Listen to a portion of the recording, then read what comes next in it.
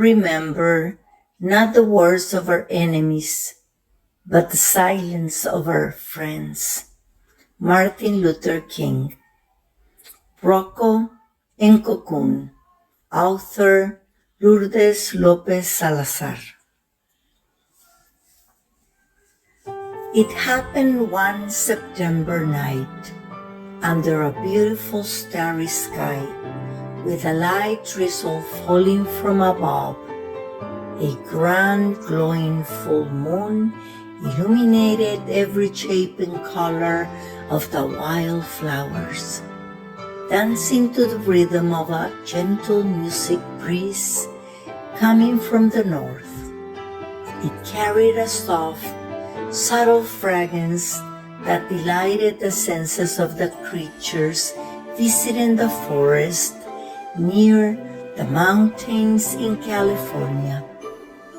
In this ethereal setting, two tiny beings were born, a snail whom his mother named Roko, and a little iguana born just meters away, whom her mother named Cocun.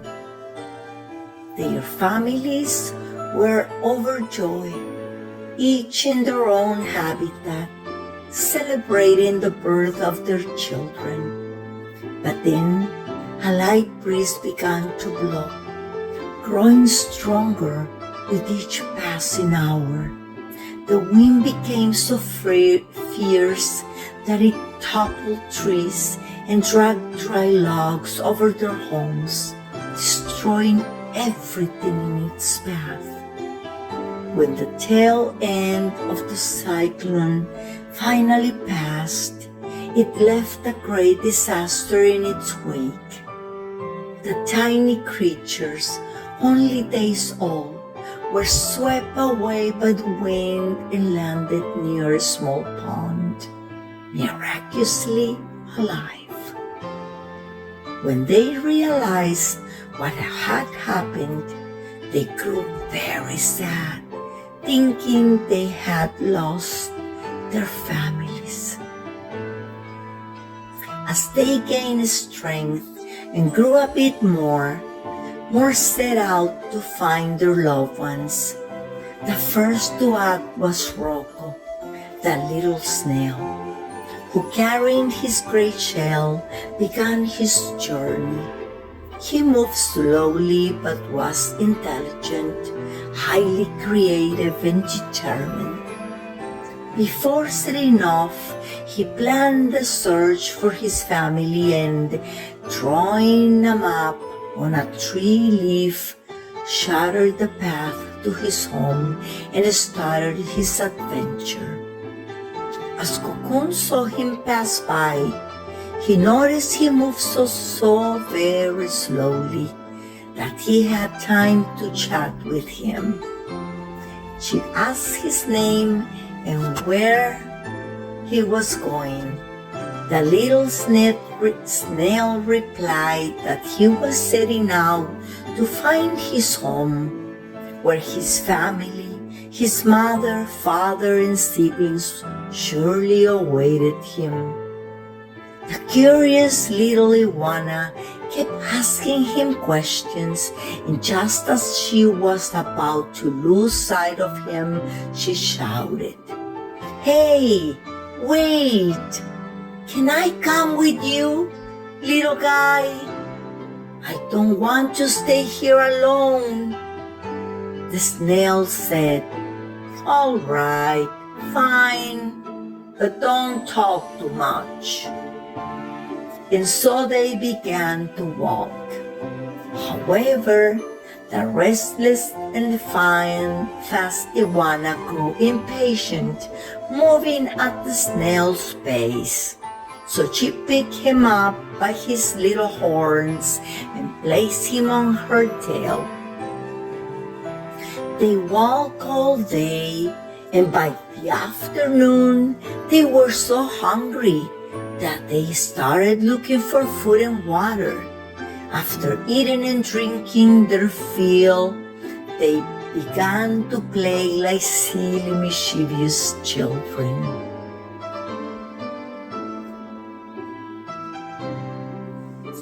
They jump among the wildflowers, hid among fallen leaves, splashed in the water, and chased ants that Roko could never catch.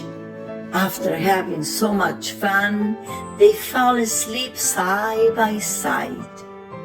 They watched the sun rise and the moon set for many, many days. One day, the little snail noticed that the difference in their sizes had become quite noticeable. He wondered what could happen, as his friend Cocun had grown so much while he remained small. What's going on? He thought, distressed, and went to tell the playful iguana. The long-legged iguana just smiled with her long, large mouth, gave a few hops, picked Roko up by his horns as usual, placed him on her huge tail, and said simply, "My dear Captain, today I want to take you to a very special place. I want you to see from the top of a tree. I think that's where we'll find what we're looking for. I want to take you to the Gray Mountain near the sun, where the biggest, most beautiful trees are, where the great unknown forest begins for us.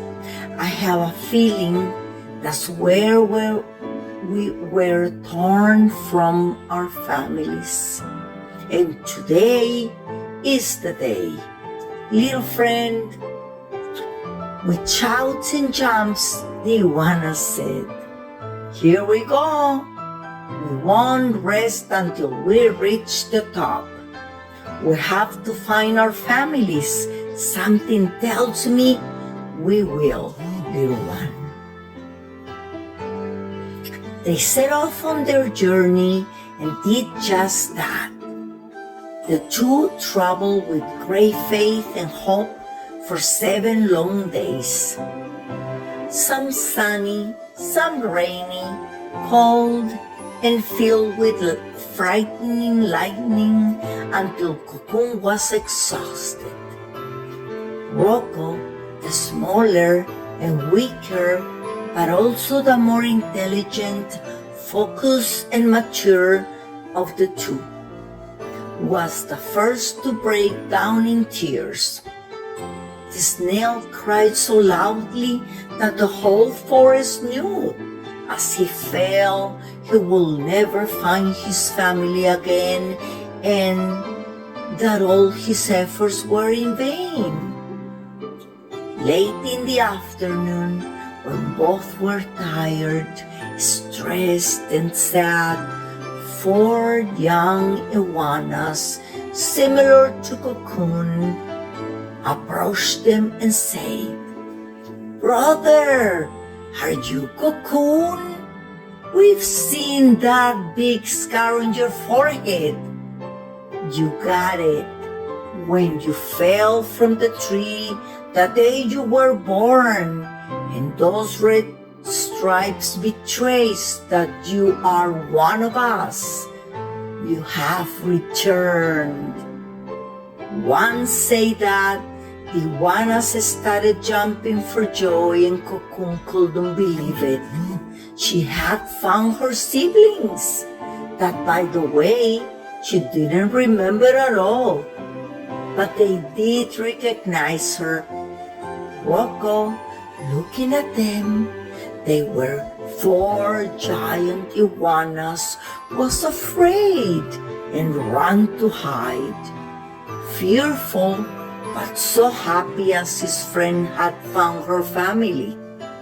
Cocun asked them for their parents, and they told her they have died the same day she got lost.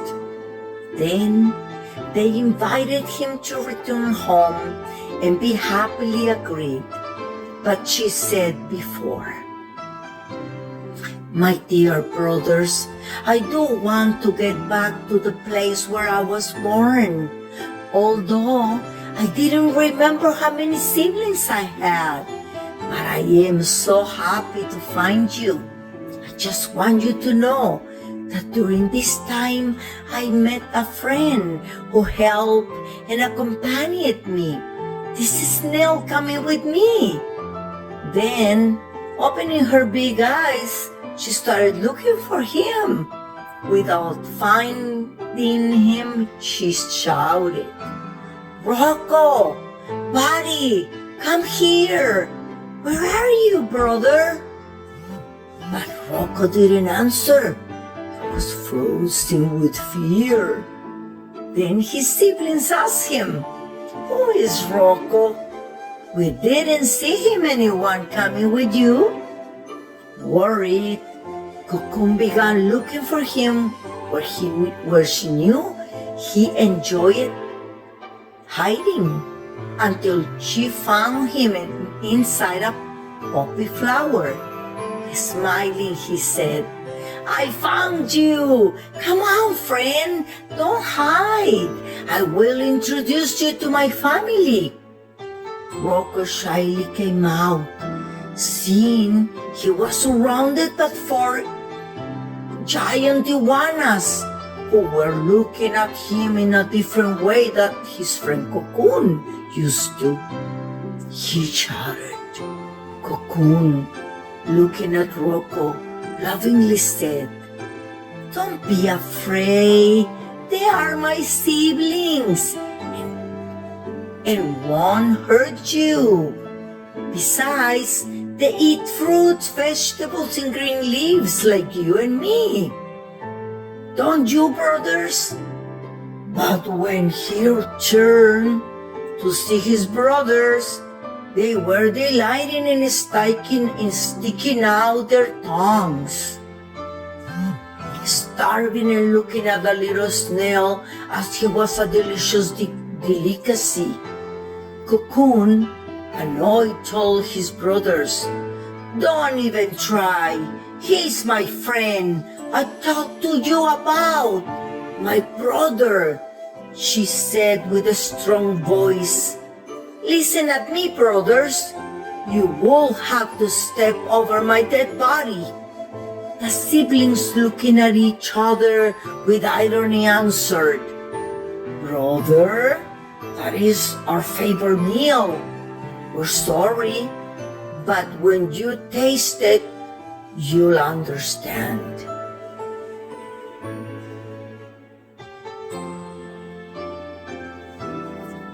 Then they threw it away and told Cocun, "Move away, don't get in the way." The oldest brother wanted to capture Roko, who rapidly hid behind Cocun.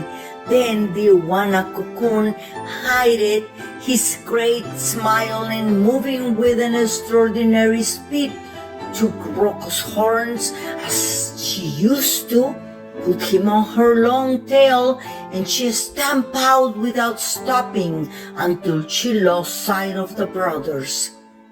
When Cocun finally stopped, her heart still beating strongly. When Roko opened his eyes, he breathed a sigh of relief, knowing they were safe, that they were together and alive, and he hadn't lost his friend. Roko couldn't believe it. He was so emotional that he started to cry because he couldn't accept that Cocun had saved him from her own brothers. Just like that, Cocun the iguana smiled happily when she saw everyone was safe and sound. Roko slid off his tail and rushed towards her. With his little hands, he gave Cocun a big, excited hug. Right then, Cocun realized how much she loved Roko and compromised herself. She never wanted to be apart from him. That day, they made a promise to never part, to always help each other and to protect one another like true brothers, bound by love.